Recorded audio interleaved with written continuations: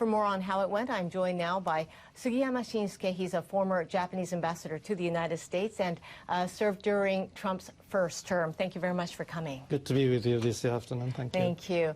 Well, Trump and Takaichi have met. They did not release a joint statement today. They did not hold a joint news conference, but does this say anything? I don't think so. This is not a big deal because for the day, I think the schedules are very tight, including this shown meeting with the abductee families.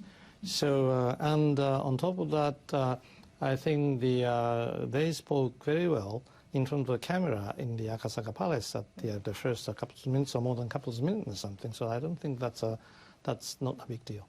That was quite a long conversation they had at the beginning of the talks and with the media present. But, you know, as I mentioned, you were the ambassador to the United States during the first Trump presidency, and you had a front row seat to the president's relationship with former Prime Minister Abe.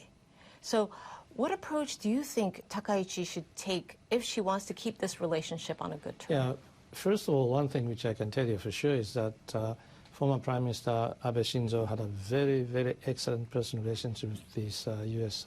President Donald Trump. So there are a couple of reasons why he was able to do that, but I think he was so frank and sociable and friendly, but he was the one who spoke up very much in a very articulate way.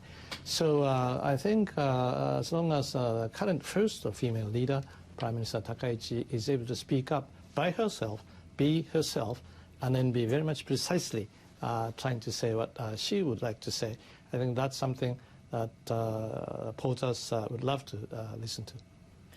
You suggest then that Takaichi be very articulate, be direct with what she wants to say. That's right. And then, of course, on top of that, Prime Minister Takaichi was former Home Minister or something at the time of the former Prime Minister Shinzo Abe formed the cabinet. So everybody knows that she has been rather close to former Prime Minister Shinzo Abe. She will benefit from that relationship. Let's go into some of the things they tackled during this summit. Japan has been working to boost its defense spending, and Takaichi is saying that she plans to speed it up. Trump seems pleased with these moves. He appreciates Tokyo buying American equipment. How important is defense spending for this relationship? Well, I do believe that it is quite important. I wouldn't say everybody, every one of us in this country would agree to necessity to expand the defense spending, but maybe there are a consensus among us all under this current very severe security situation in East Asia. So Japan, as a sovereign country, must make further effort to expand defense spending. But at the same time, U.S., the only single ally to Japan, you know, the Security Pact Article 5 does stipulate that if Japan is being attacked, we're going to just have a joint actions against the invasion. So I think it is quite appropriate for the two leaders as an allies to talk about these things, including how we're going to possibly expand the defense spending. And they also signed trade documents based on the recent tariff negotiations, and that has been going back and forth.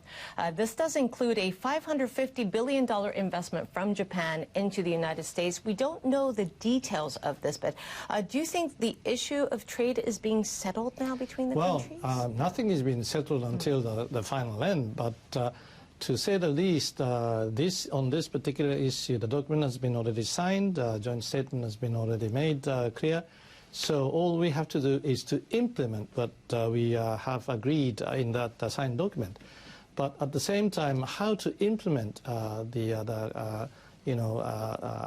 we agreed is something that we are to work further. And that's what Prime Minister Takaichi and the U.S. President, and then other cabinet members and government people are supposed to do further. So they're carefully still continuing their negotiations. Right. Trump also took time, as you mentioned, to meet with the families of abductees who were Japanese citizens abducted in North Korea. Why was this an important meeting? Because this issue has been long-standing issues for years, more than decades. And then prime ministers and all the government leaders have been saying that this is at least one of the most important subject matters for the Japanese government to solve.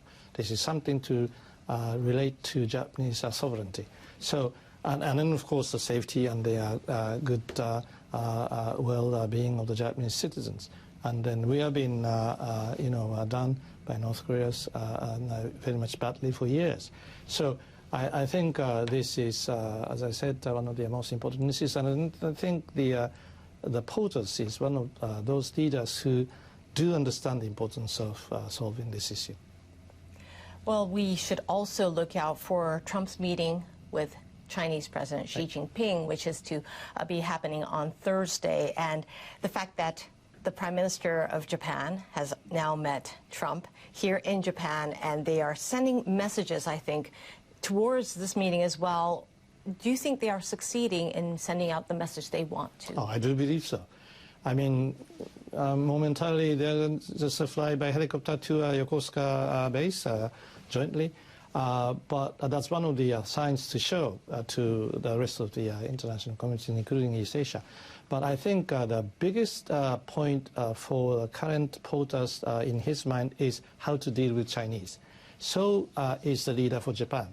Well, no, slightly different ways, because there are some differences, historical and geopolitical and something, but there are some sort of common basis for us to talk about how to deal with Chinese, to get into the international community in a rule-based manner. Showing that this current relationship between Japan and the United States is very strong. Yes. Does this benefit both sides as they go and meet? I think so. I mean, of course, the pressure as well as dialogue both are necessary, but we must show some of their strength and power to let them be engaged further, to come to with us to talk further. Thank you very much for your insight, former Japanese ambassador to the United States, Sugiyama Shinsuke. Nice to be with you. Thank you. Thank you.